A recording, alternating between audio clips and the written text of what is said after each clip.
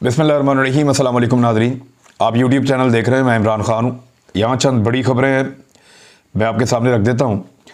एक तो नरेंद्र मोदी को इमरान ख़ान साहब ने एक बड़ा चैलेंज किया है। चैलेंज कह लें, ऑफ़र कह लें, और ये बड़ी एक शानदार ख़बर है। पूरा का पूरा भारतीय मीडिया और आलमी मीडिया इसको रिपोर्ट कर रहा है, क्योंकि पाकिस्तान के किसी भी वज़ीर आज़म की जानिब से भारत के किसी भी हुक्मरान के लिए ये अब तक का सबसे बड़ा चैलेंज या एक पेशकश है। ये आपको मैं बताऊंगा। अदम एतमाद का जो मामला है उसके ऊपर एक गेम अगले मरहले में दाखिल हो गया है, या आप ये कह सकते हैं कि अब फाइनल खेला जा रहा है अदम एतमाद के मसले में। PMLN ने, पीपल्स पार्टी ने और फजलुर रहमान ने कुछ बड़े अहम इकदामात उठाए हैं, वो मैं आपको बताता हूँ।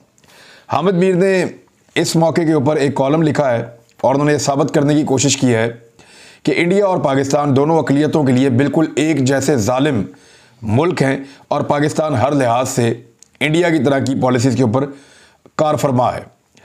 फिर उन्होंने एक और ख़बर जो है, रूसी सदर ने एक इंतहाई कदम उठाया है अभी हाल ही में, और दुनिया का उसके ऊपर रिएक्शन आ रहा है। रिएक्शन क्या है वो आपको बताता हूँ मैं। और रूस के ऊपर पहली पाबंदी का आगाज़ भी कर दिया है अमेरिका ने, जबकि यूरोप ने भी कुछ पाबंदियों का जिक्र किया है। पाकिस्तान फैटफ की किस लिस्ट में रहेगा, इसका तकरीबन फैसला हो चुका है। ज़राए से खबर आई है, ये भी आप तक पहुंचा देंगे। और जस्टिस अतर मिनुल्लाह साहब ने एक बड़ा अहम फैसला किया है, उससे पाकिस्तान को बहुत फ़ायदा होगा। वो भी आज के इस वीलॉग में आपके सामने रखूंगा। और नजम सेठी को इमरान खान साहब के केस में जुर्माना हो गया है, वो कैसे हुआ है वो भी। लेकिन सबसे पहले आप ये देखें कि इमरान खान साहब ने क्या चैलेंज किया है नरेंद्र मोदी को। इमरान खान साहब जब क्रिकेट खेलते थे तो उस दौर में भी उन्होंने कहा था कि कश्मीर के मसले के ऊपर भारत पाकिस्तान के साथ एक मैच खेल ले। ये बात बड़ी मशहूर हुई थी पाकिस्तान में, और उन्होंने बड़ी दलेरी का मुजाहरा किया था कि आ जाओ एक मैच खेल लो, और कश्मीर का फैसला अगर तुम लोग मैदान जंग में करना चाहते हो तो इससे अच्छा है खेल के मैदान में कर लो। इसको जंग के शुरू से आपको पता है इमरान खान साहब मुखालिफ हैं। वो ये कहते हैं टेबल टॉक करो, मुज़ाकरात करो, इनसे मसला हल करो। तो उन्होंने कहा खेल के मैदान में आ जाओ। तो तब उन्होंने ये बात की, कुछ लोगों ने उनकी बात का मजाक उड़ाया और बहुत सारे तबकात ने इसको अप्रिशिएट भी किया, और ये कहा कि बड़ा दलेराना स्टेटमेंट है। अब वही इमरान खान पेशकश कर रहे हैं नरेंद्र मोदी को कि वो लाइव टीवी के ऊपर इमरान खान साहब के साथ मुबाहिसा कर लें, कश्मीर के मामले के ऊपर, पाक भारत तनाज़ात के मामले के ऊपर। और इमरान खान साहब का कॉन्फिडेंस इसलिए है कि इस इशू के ऊपर उन्होंने दुनिया को डिफरेंट साइड पे सोचने पर मजबूर किया है। इमरान खान साहब ने दुनिया को एक अलग गाइडलाइन दी है, और नरेंद्र मोदी और भारत के बारे में उनका अपना एक मौक़िफ़ बड़ा वाज़ेह है। तो नरेंद्र मोदी को ये पेशकश कर रहे हैं कि आओ बैठो, बात करते हैं, दुनिया के सामने मुज़ाकरात करते हैं, सबके सामने ले आते हैं मामलात। पाकिस्तान और इंडिया को लड़ने की बजाय गुर्बत ख़त्म करने की ज़रूरत है, अपने अपने लोगों के हालात को सुधारने की ज़रूरत है। जिस नज़रिए के ऊपर भारत चल रहा है, इससे अक़लियतों को और कमज़ोर तबकात को दबाया जाएगा, और कश्मीरियों के साथ जो ज़्यादती हो रही है वो दुनिया के लिए काबिल कबूल नहीं है, इंसानी हकूक़ की सख्त खिलाफ वर्जियाँ हैं।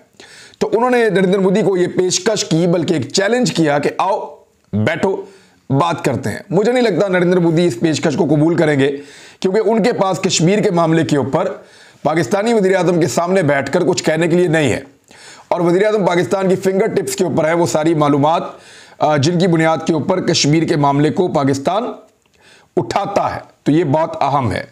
अदम एतमाद के मामले पे कुछ डेवलपमेंट्स हुई हैं, वो मैं आपके सामने रख देता हूँ। नंबर 1, नून लीग ने अपने तमाम MNAs को ये हुक्म जारी किया है कि 48 घंटों के अंदर अंदर वो दुनिया के जिस मुल्क में भी मौजूद हैं वो वापस पाकिस्तान में आ जाएं।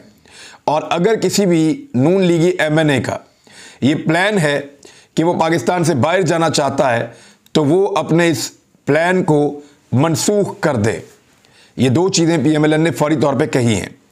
और ये भी कहा तीसरी चीज़ में कि 3 रोज़ तक, अगले 3 दिनों तक, यानी आज जो दिन शुरू हो गया है, आज का दिन, कल का और परसों का, इन 3 दिनों में मुस्लिम लीग नून के जितने भी मेंबर असेंबली हैं वो लाहौर में और इस्लामाबाद में क़याम करें, अपने अपने इलाकों में ना रुके कि उनको बाद में कोई दिक्कत हो पहुँचने में इस्लामाबाद या लाहौर। लाहौर में PMLN की क़यादत से राब्ते में रहेंगे, और इस्लामाबाद में भी अपनी पार्टी की क़यादत से राब्ते में रहेंगे। और टीमें बना दी हैं उन्होंने कि कौन कौन सा MNA किस किस के साथ, किस किस टीम के साथ जुड़ेगा। मौलाना फजलुर रहमान साहब ने मुलाकात की आसिफ अली जरदारी से, वहाँ से कुछ खबरें लीक हुई हैं और जरदारी साहब के हवाले से ये खबर आई है कि वो ये चाहते हैं कि पहले उस्मान बुज़दार के खिलाफ तहरीक अदम एतमाद आए, फिर स्पीकर कौमी असम्बली को हटाया जाए और फिर इमरान खान साहब के खिलाफ तहरीक अदम एतमाद लाई जाए। अब उस्मान बुज़दार के मामले पे शहबाज शरीफ साहब खुश नहीं हैं। आज शहबाज शरीफ साहब ने भी मुलाकात की है और उनकी मुलाकात हुई जरदारी साहब से, अपने वफ्द के साथ गए, लेकिन जब वो वहाँ से निकले तो फिर उन्होंने मीडिया के साथ बातचीत नहीं की, खामोशी से निकल गए। और नॉर्मली जब इस तरह के माहौल होते हैं तो फिर मीडिया के साथ ज़रूर बात करते हैं, मीडिया वाले मौजूद थे, लेकिन नून लीग की क़यादत निकली और बगैर बातचीत किए वहाँ से चली गई। तो ये इसके अंदर दो चीज़ें हो सकती हैं, या तो वो जो कर रहे हैं उसको डिस्क्लोज़ नहीं करना चाहते, मामला को खुफिया रखना चाहते हैं, या फिर जो वो करना चाहते हैं मामला उस तरफ नहीं जा रहा और PMLN के कैंप में भी मायूसी है। दूसरी चीज़, कभी कभी इम्कान है कि मायूसी हुई हो क्योंकि जरदारी साहब जो कह रहे हैं वो बहुत मुश्किल है। यानी PMLN ने एक और इनको मामला जो फेस करना पड़ रहा है वो ये है कि अगर इमरान खान साहब के अपने बंदे उन पर अदम एतमाद लेकर आएंगे तो ये एक तनाज़ा बन जाएगा, वो लोग अपनी सीटें भी खो देंगे और एक ऐसा तनाज़ा बनेगा जिसमें यह कहा जाएगा कि ये तो फ्लोर क्रॉसिंग हुई है, घोड़े खरीदे गए हैं, इसमें तो पैसा चला है, हॉर्स ट्रेडिंग हुई है। तो ये मामला बहुत मुतनाज़ हो जाएगा, अदालत में जाएगा और मुमकिन तौर पे अदालत इमरान खान साहब की हुकूमत को रिलीफ दे सकती है और वो जो MNAs हैं वो अपनी सीटों से भी फारग हो जाएंगे। तो ऐसी सूरत में जब ये सारा मामला अपोजिशन के सामने आया तो फिर PMLN ने एक तजवीज़ यहाँ पे दी। उन्होंने कहा कि स्पीकर से बचने के लिए और इस सारी सिचुएशन से अवॉइड करने के लिए हमारे पास एक रास्ता ये है कि हम पाकिस्तान तहरीक इंसाफ के उन नाराज़ MNAs को 10-15 जितने भी हैं उनको ये कहें कि आप इस्तीफ़ा दे दें कौमी असम्बली से।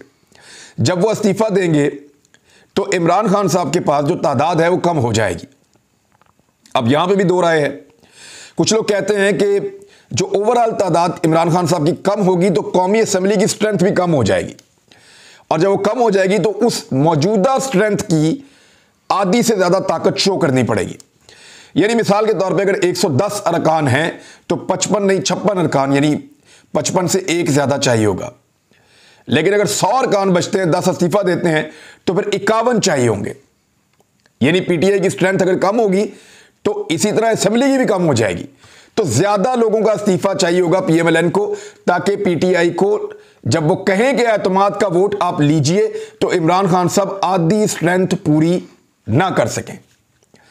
देखिए, अपोजिशन के पास 162 लोग हैं, हुकूमत के पास उनकी तादाद से ज़्यादा लोग हैं। अब अगर हुकूमत के 10-15 लोग इस्तीफ़ा भी देते हैं तो भी क्या हुकूमत 162 तक पहुंच जाएगी या 162 से ऊपर रहेगी? तो इसमें फजलुर रहमान साहब ने कहा कि ये बड़ा बारीक नुक्ता है, हमें हर हाल में इत्तेहादियों के साथ बात करनी पड़ेगी, वरना ये मुतनाज़े तहरीक अदम एतमाद उल्टी पड़ जाएगी और पाकिस्तान तहरीक इंसाफ को इसका फ़ायदा हो जाएगा और वो बंदे भी आइडेंटिफाई हो जाएंगे जो हमारे साथ मिले हुए हैं और वो एलिमिनेट भी हो जाएंगे। तो ऐसे में ना सिर्फ हम अपने बंदे खो देंगे बल्कि पाकिस्तान तहरीक इंसाफ सर्वाइव भी कर जाएगी और हमारे लिए मुश्किलात भी बढ़ जाएंगी और इमरान खान साहब पॉलिटिकली विक्टिमाइज होने का एक बहुत बड़ा उनके पास जवाब भी आ जाएगा कि मेरे साथ ज़्यादती की गई है। अब इन सारी चीज़ों से बचने के लिए पीपल्स पार्टी ने एक तजवीज़ दी। उन्होंने कहा कि क्यों ना हम स्पीकर कौमी असम्बली को उड़ा दें, खुफिया बैलेटिंग होगी, किसी को पता भी नहीं चलेगा, बंदे भी फारग नहीं होंगे। तो स्पीकर कौमी असम्बली के खिलाफ अगर तहरीक अदम एतमाद लेकर आते हैं तो स्पीकर चला गया, फिर अपना स्पीकर ले आएंगे। जब हम अपना स्पीकर लेकर आएंगे तो वो स्पीकर हमें मदद करेगा इमरान खान साहब को हटाने के लिए। अगर PTI के लोग इस्तीफे लेकर आएंगे तो वो इस्तीफे मंजूर कर देगा, अगर उनका स्पीकर होगा तो वो मंजूर नहीं करेगा, लेकिन अगर हमारा स्पीकर होगा तो वो मंजूर कर देगा। इस तरह हम इमरान खान को कमज़ोर करेंगे और इस जीत के बाद इत्तेहादी भी हमारे साथ जुड़ सकते हैं, हमारे साथ ताल्लुकात बना सकते हैं। जब ये सारी चीज़ें हुई तो इस पर ये बहस यहाँ पे रुक गई है और कुछ इख्तलाफात भी हैं बात चीज़ों पे। अब ये आज के दिन दोबारा मिलेंगे सारे। मरियम को तो इन्होंने मेरे ख्याल में बाहर किया हुआ है, बिलावल भुट्टो जरदारी मिलेंगे, आसिफ अली जरदारी मिलेंगे, मौलाना फजलुर रहमान मिलेंगे और शहबाज शरीफ मिलेंगे। ये वो सीनियर लोग हैं जो दोबारा बैठेंगे। नजम सेठी ने जो खबर दी थी कि 15,000 रुपये जुर्माना उनके ऊपर हो गया है उस खबर में, अब क्योंकि उन्होंने कहा था कि इमरान खान साहब की और खातून अव्वल की अलहदगी होने वाली है और वो नाराज़ होकर लाहौर चली गई हैं। खबर गलत साबित हुई और तरदीद आ गई। उनके ऊपर 10 अरब रुपए का जुर्माना हर्जाने का दावा किया गया।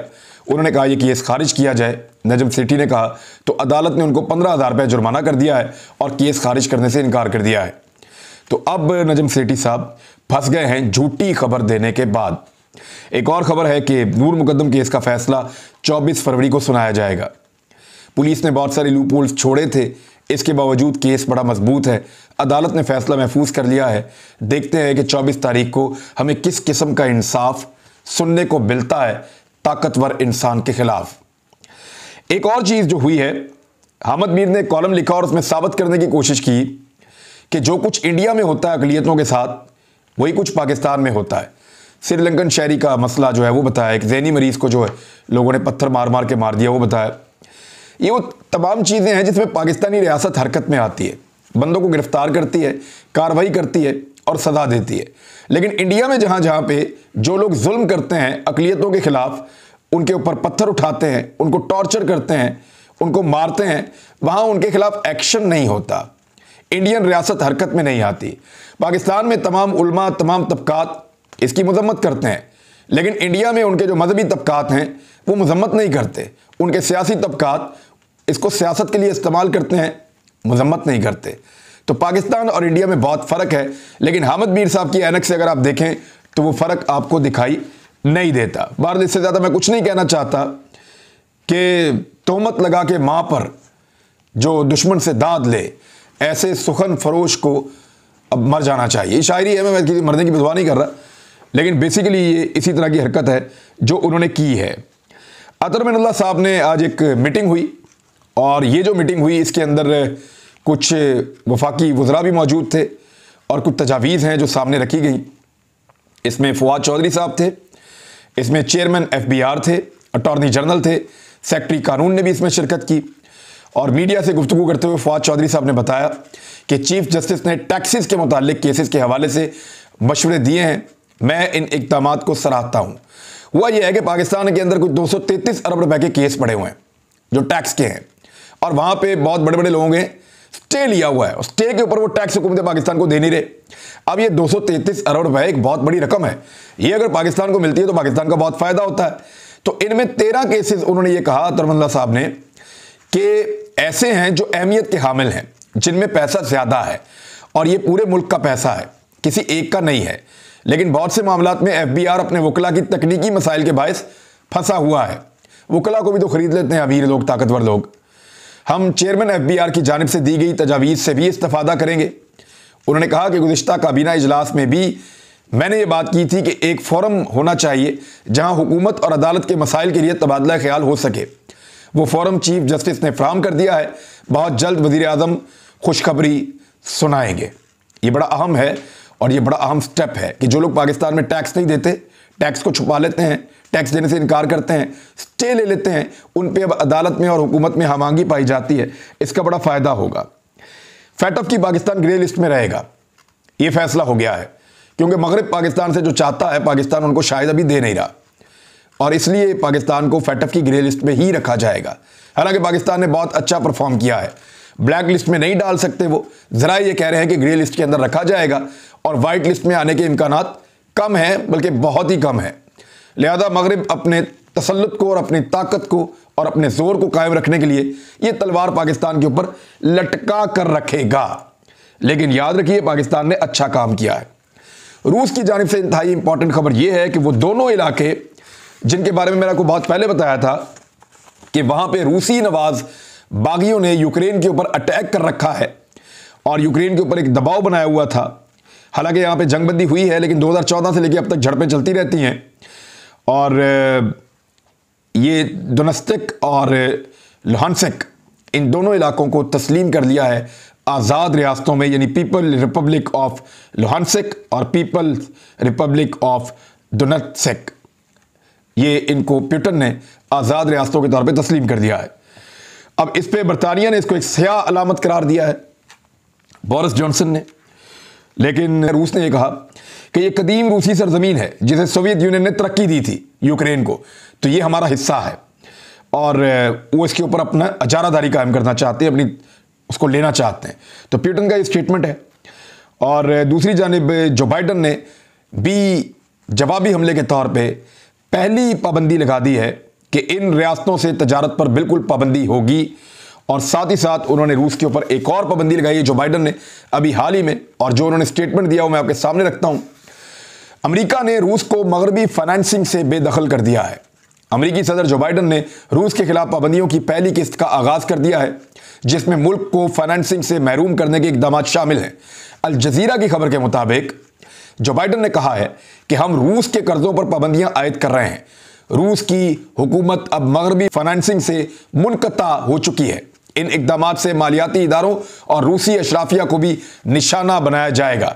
उन्होंने कहा कि हम जंग नहीं चाहते, ये दिफाई इकदामात हैं, हमारा जंग लड़ने का कोई इरादा नहीं है, लेकिन हम अपने इत्तेहादियों के साथ मिलकर यूक्रेन के एक एक इंच का दिफा करेंगे। ये नेटो की सरजमीन है, यानी उसको अब नेटो का हिस्सा जो बाइडन कह रहे हैं।